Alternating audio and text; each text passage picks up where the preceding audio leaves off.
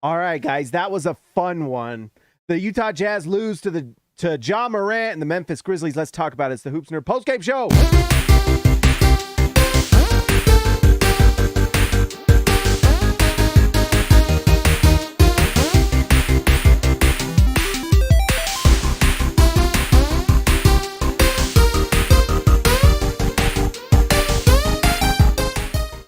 All right, guys, let's get into this. But before we do, let's just give a shout out to our sponsor, Prize Picks. Go to prizepicks.com, download the Prize Picks apps, use promo code app. What's wrong with me tonight? Use promo code HoopsNerd, and they will match up to $100. You want to put $5 down on props, they will match up to $5, and then you win times 3. So instead of winning 15, you win 30. And if you put 50 down, instead of 150, you win 300. So go try it at Prize Picks. Use promo code HoopsNerd. It supports the channel. I would appreciate it. All right, guys, let's talk about this game. This was a lot of fun. Let's bring this up, and let's bring me down here. And let's just talk about it. First, let's go into the Memphis Grizzlies. This Grizzlies team has been struggling a little bit recently the last month. They haven't quite been as high level as they've been before. They're still very, very good. And I think the comeback for the Jazz tonight that fell short might have been a little bit of just the Grizzlies pacing themselves a little bit. It's hard when you're playing a team you know is tanking to keep that high-level energy up, especially when you go up 24. And teams just naturally go on runs, but let's see. So just the players you want to talk about, obviously it's Ja Morant. Tonight just did not have a great shooting night. I mean, this was a big reason why the Jazz came back. He goes 8 for 26 from the field, 1 for 8 from 3.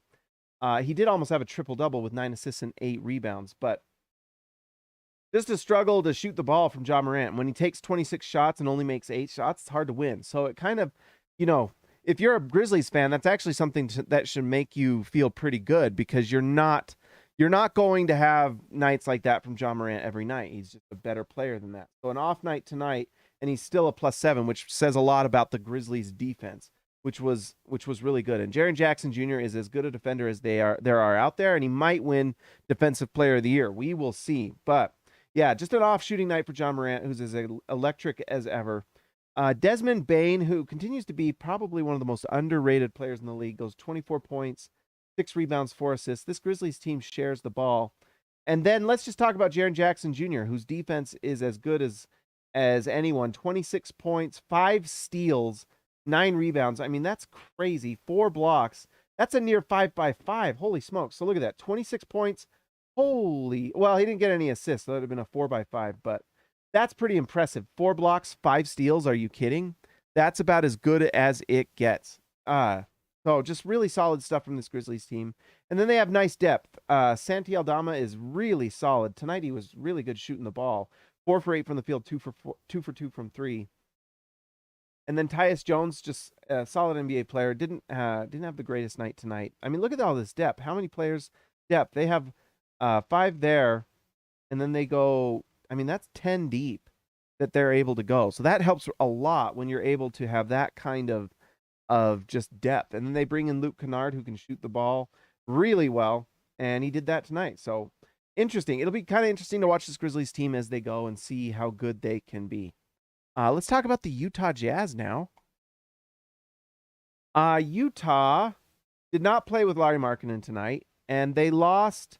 Let's see. So Colin Sexton plays for 3 minutes, so they lose him like right away, and they go promptly down 24. And then things turned around. This Jazz team, I've got to talk about it. I wrote about it in SLC Dunk, so you should go to SLC Dunk, read the recap there.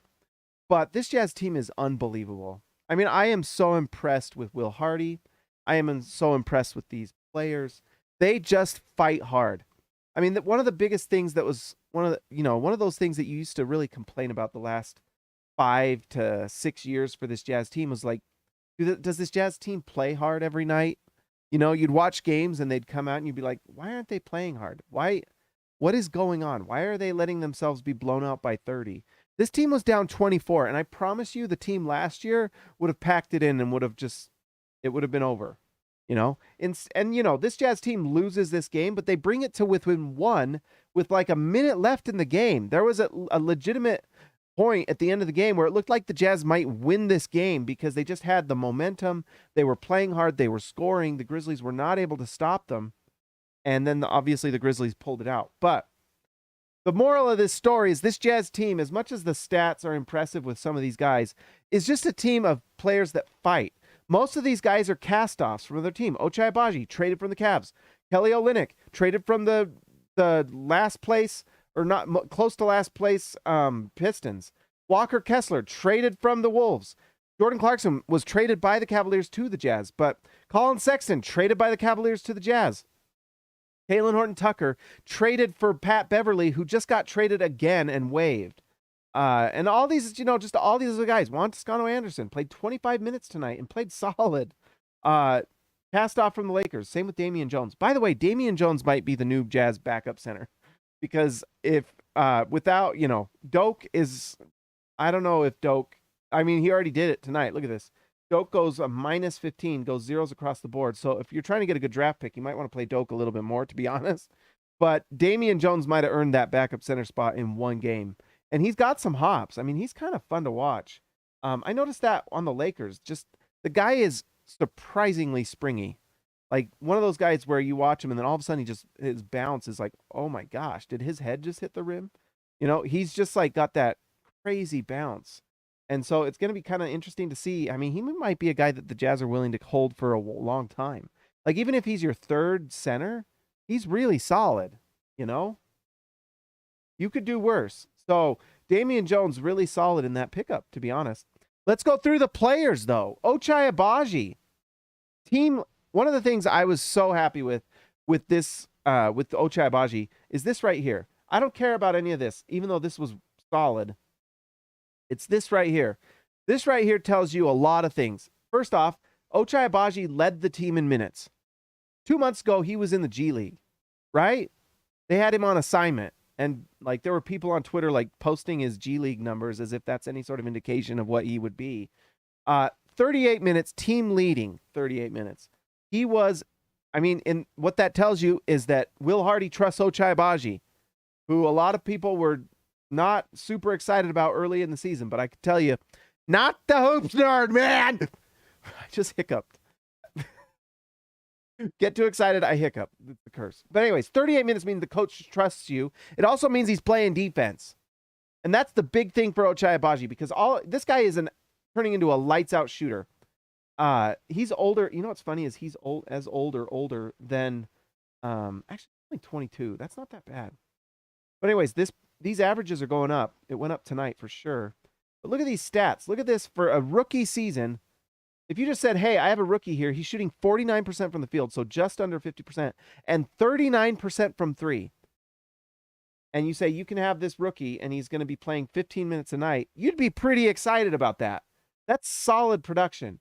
Now, what I want to see is 2.1 threes per game. And I think it was the broadcast, like Holly mentioned or whoever, I can't remember, but shooting like 60% from the corner three.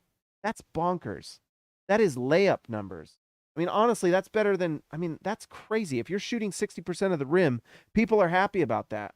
You're shooting 60% from the corner three. Are you kidding me? Are you joking? Because that's bonkers. That's crazy town. It's time to leave crazy town. All right. But anyway, 17 points, 1 steal, 1 assist, 1 rebound. I wouldn't mind seeing these go up. Usually, I was actually surprised by this because Ochai actually goes for rebounds. I could see him being a 5 or 6 rebound a night guy while shooting 40% from three and also, doing a few other things. He could be like a primary defender type for the Jazz of the future. Really exciting stuff. He's got to develop his on-ball defense more because that's what you need. You've got to become a lockdown on-ball defender, but he's got the physical talent to do it. He's 6'5". He's 6'5", good wingspan. He's like shredded and he's athletic as could be. That dunk he had, shall we partake of this? Oh, we got to reset it. They haven't set the stat. They haven't played. There we go. So anyways, shall we partake of this dunk that looked like freaking jump shot made? Oh, these are his threes. Duh. Let's pull it. It's a live show. Oh my gosh. Now we're going to Dylan Brooks. It's a live show. Okay, let's find the dunk. Just because the athleticism is crazy. Running dunk shot. Look at this thing. Watch this. Up to him. Look where he jumps. Near the... that's like... That's crazy town. The athleticism is there, and it's functional athleticism. So that's the thing you want is, there's a lot of athletes out there. Doak is an incredible athlete, by the way. With the leg injuries he's had, I don't know if it's quite the same, but when he was drafted by the Jazz, he was touching the top of the backboard. Bonkers. But it didn't translate to the game. I mean, it just hasn't. It's not functional. This athleticism from Ochai, I was kind of wondering if that athleticism that he showed is functional, and it's turning out to be. And if he can find ways to get that functional athleticism within the defense, then he becomes an absolutely rock star player, 3-and-D monster. And so that's going to be really exciting. I mean, this is the perfect type of player to pair next to a superstar. Just perfect. If you can knock down threes at 40% or, tonight 37%, but he's shooting 40 for the season, and play defense, and then you get someone like Scoot Henderson and you have him next to Ochai, and then you fill this with even more. I mean, someone on Twitter gave me a trade that I was like in love with, and I didn't even really think about it because I haven't thought about trades this offseason as much as I've obviously thought about the draft. But this John Collins thing, I mean, let's say the Jazz get to the 6th spot, and I think they're going to get to the 6th spot. We're going to talk about it.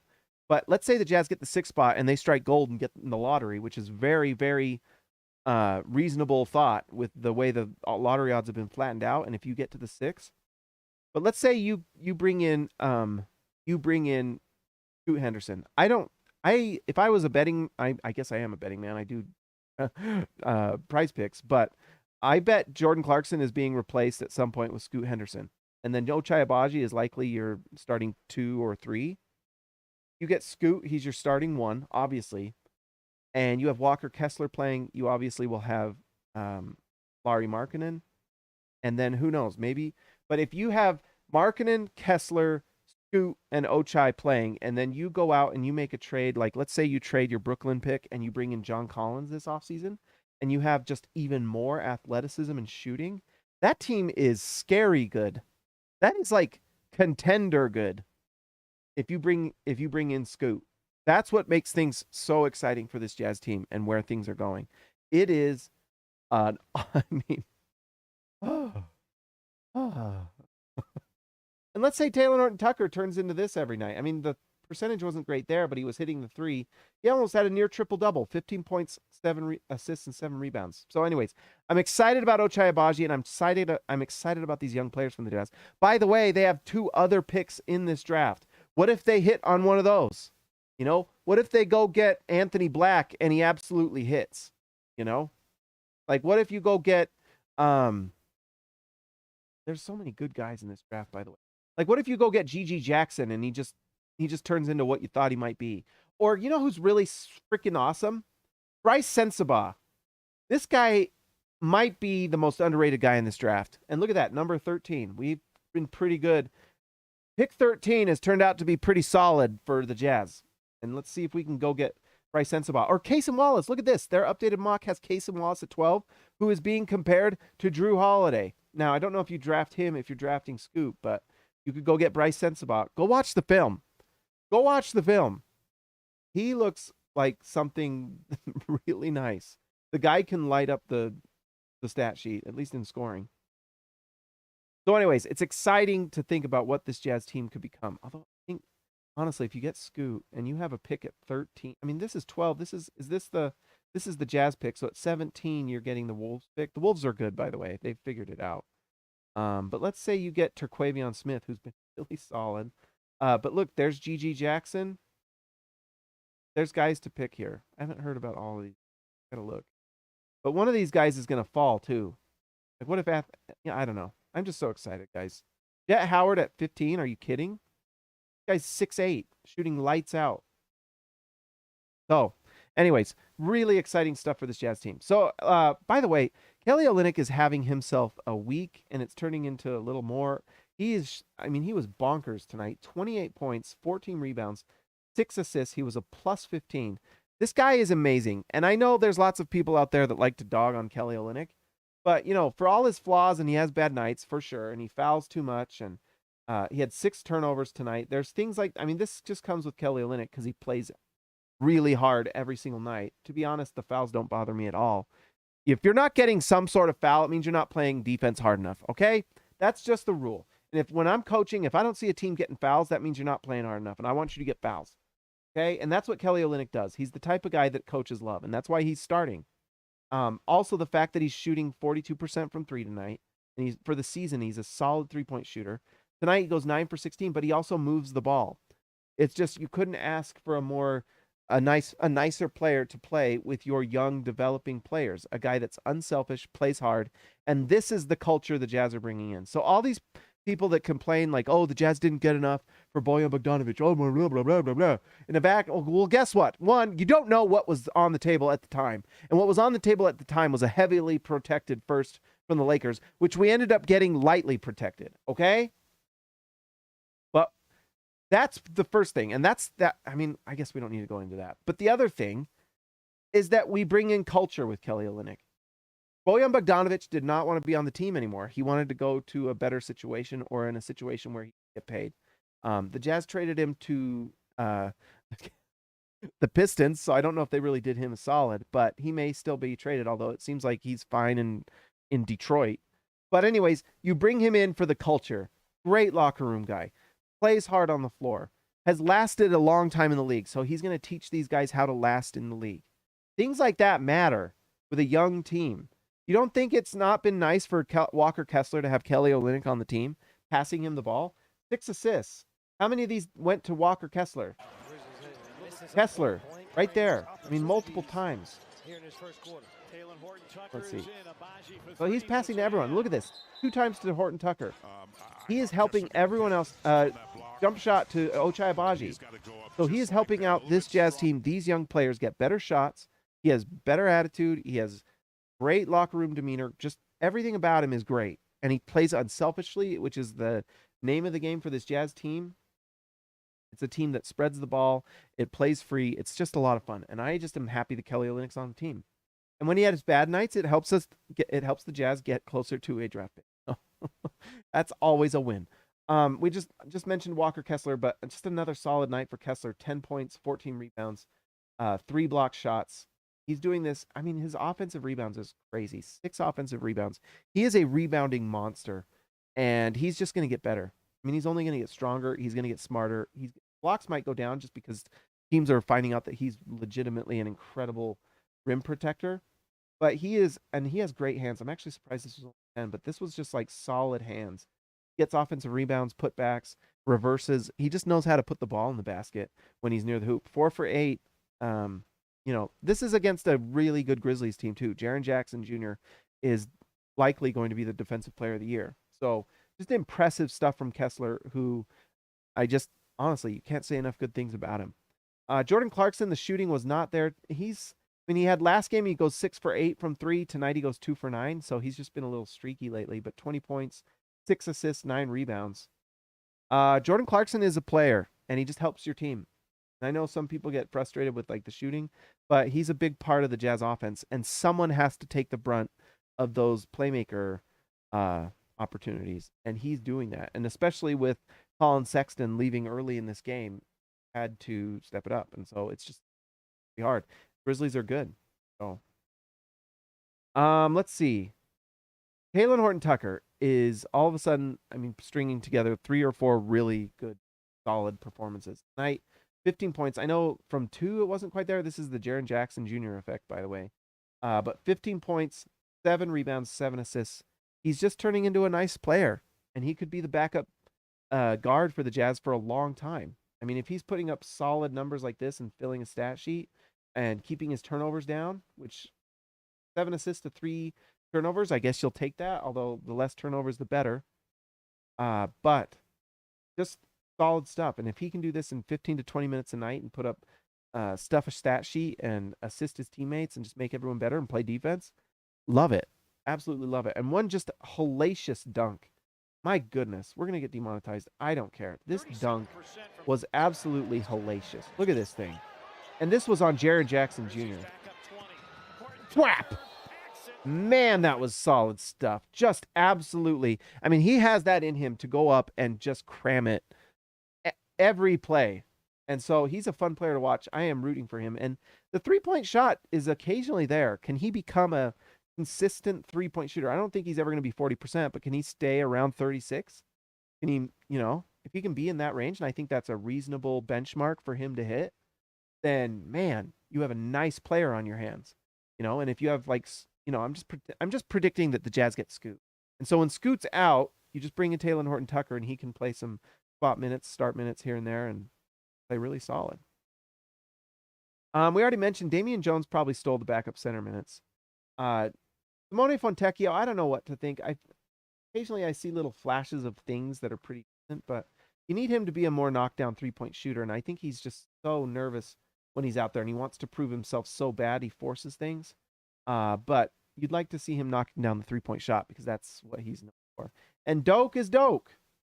The O actually is the letter 0 for tonight, so Doak with a number 0. Letter 0. But anyways, that's all I guess I got for the Jazz tonight. All right, well, it's that time again to see what the Jazz get in the lottery. And to close this one out. All right, guys, let's see. Let's bring this up. All right, let's go back to the home. The Jazz now below Oklahoma City. So they are now sitting at the 12. And look at this. They are just let's see. The Jazz are 15. They are just 2 games out of the 7, 3 games out of the 6. And by the way, they're like 5 games out of the 5 seed. Orlando is good. They're winning. They're playing 500 ball or better the last 30, 40 games. I would not be surprised if the Jazz pass them up if they lose enough games. The name of the game is lose. Lose, lose, lose. But anyways, the Jazz jump to 12. Let's see what happens. That improves their chances of a top 4 from 4 to 7% and a 0.5 increase for the number 1 overall. But let's see what they get. What do you think? Boom, baby! Number 4! Woo! Woo! Number 4! Don't you tell me this Jazz team can't jump in the lottery! Don't you ever say that to me ever again! Twitter.com, Elon Musk, don't you ever tell me that again! Don't you tell me that again!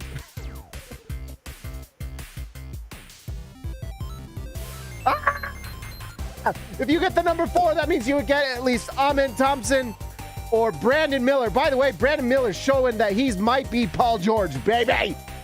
Baby!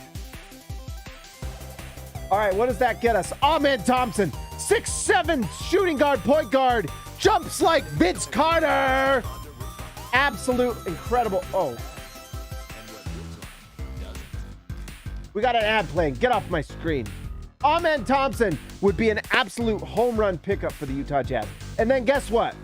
If you get Amen Thompson, what you got to do is trade up to get a SAR. Can you trade to the number 5? Can you give something to get a SAR, baby?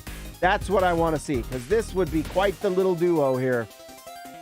Overtime Elite has absolutely proven they are turning these guys into studs in this draft. Let's just hope. Look at this, Jarris Walker at 6. Man, I don't know. But I want to see this Jazz team jump in the lottery, baby. Don't say it can't happen. Don't you ever say that to me. All right.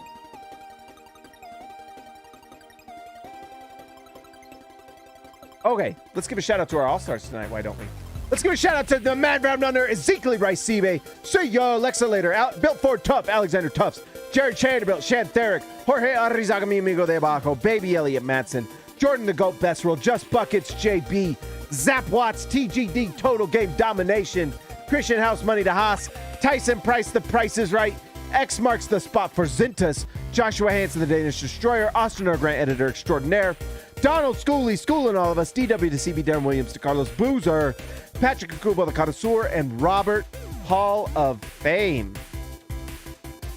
All right, guys, if you're new here, make sure you like and subscribe to the channel. I would really appreciate it. And if you haven't already, go to prizepicks.com, use promo code HoopsNerd. It's up to $100 free money. So go use it. Go do it, baby. And it supports the channel. Why did I say baby? All right, guys, I will talk to you next time.